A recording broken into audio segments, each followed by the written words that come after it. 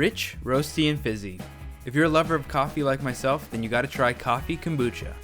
Packed with probiotics and loaded with caffeine, this just might be your new morning wake-me-up. I'm TheBruSho, and this is TheBruSho. Let's make Koffucha.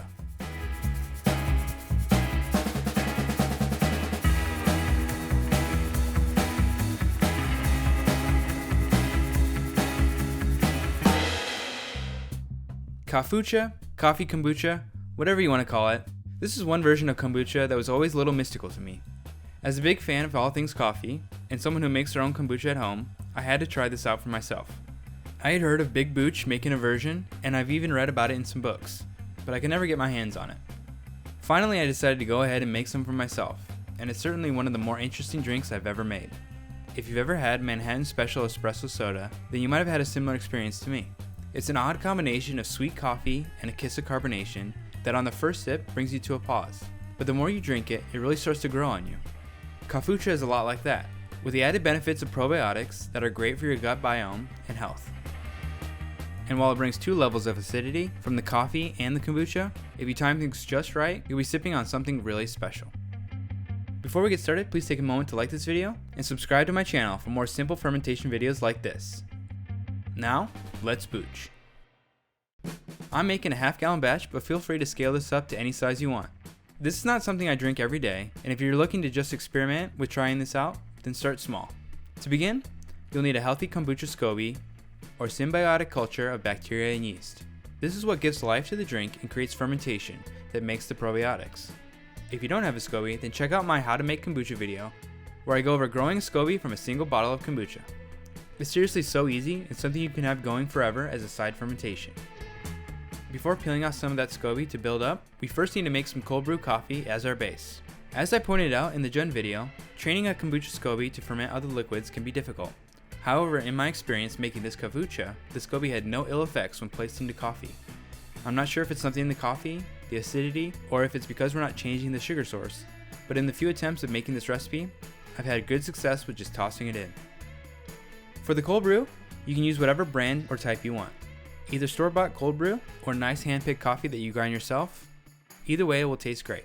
I'm going to go with the pre-ground stuff, but this is definitely one area where you can get creative and try different styles of coffee to see what flavors you like. I know coffee beans have a ton of varying flavors, from fruity to chocolatey to vanilla-y and beyond, so have fun. As far as making the coffee, any method works as long as it adds up to about a half gallon to fill out our fermenter jar. I find the easiest way is to make cold brew in my fridge in one of these half-gallon water pitchers.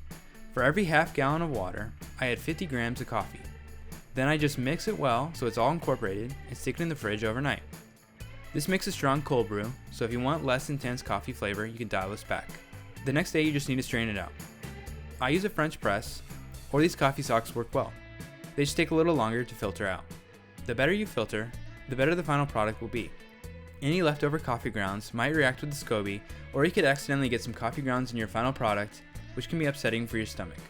If you do make hot coffee, just make sure to cool it down before moving on to the next step. Let's talk about sugar, the main source for the SCOBY. Just like with the regular kombucha, I'm going to use cane sugar.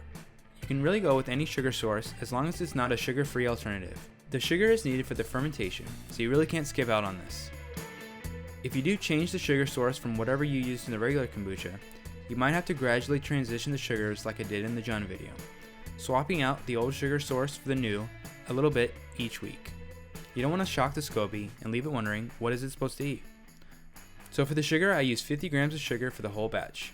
You can put it in a smaller container with a little bit of coffee and nuke it until it dissolves to make it easier to mix in. Then just add it back into the big batch of coffee. Now pour in your sweetened coffee.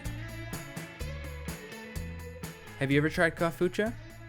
What are some unique kombucha-based drinks you've had? Now it's time to take your SCOBY, peel off a good portion, and put it in the fermenter. I think it's probably a good idea to pour in a small bit of the starter liquid as well, to get this baby going off faster.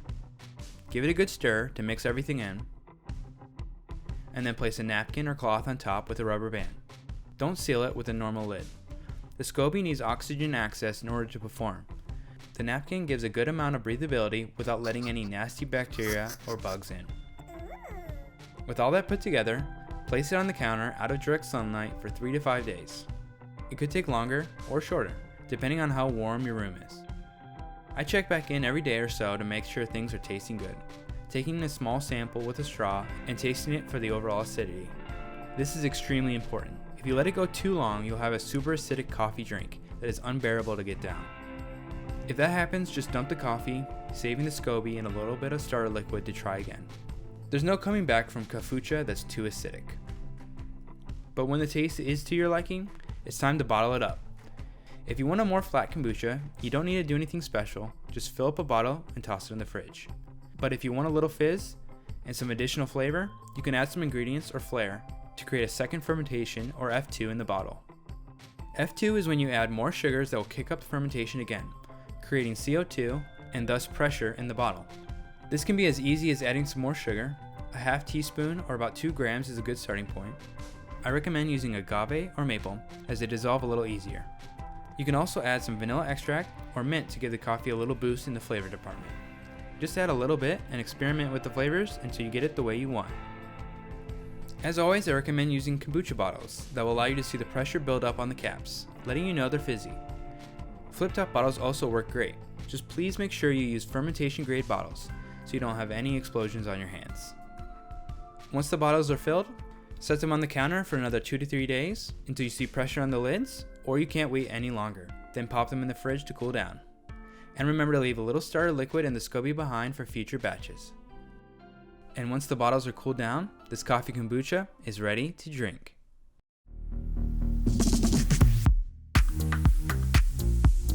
Koffucha is like a jolt to the system. You get a punch of caffeine, and the acidity from the kombucha will zap some energy into you for sure. I get dark roasty flavors from the coffee, and a slight fizz of carbonation that helps make this a little lighter. On ice, this is a perfect morning sipper. If you're not a fan of black coffee, you can totally add some milk to this to knock down the harshness or bitterness from the coffee. It will also dial back the acidity a little bit too. But just know that you'll probably lose most of the carbonation if you add milk. The first go around might not be peak Koffucha. You may have to let it go a few cycles to get the flavors just right. But when you're done filling up your bottles from the previous batch, just whip up some more sweetened coffee and pour it on top of your SCOBY to start a new round. If you don't want to make some for a while, you can keep your SCOBY alive by leaving it in the fermenter jar with a good amount of sweetened coffee. I've kept mine in there for weeks, if not months, before making another batch with no problems. If you're a fan of coffee, kombucha, or a fan of both, it's definitely worth trying out. Hopefully this video gives you some inspiration to try something new. You can use this video as a jumping off point and tweak the recipe to your liking, or make something completely new. This was fun to make, and it definitely gets me excited to experiment more with kombucha. There seems to be endless ideas of what you can make with a SCOBY. And if you have any great ideas, I'd love to hear from you in the comments, and maybe I'll try experimenting with them in future videos. Thanks for watching, and happy brewing. And while you're here, why not check out one of my other videos?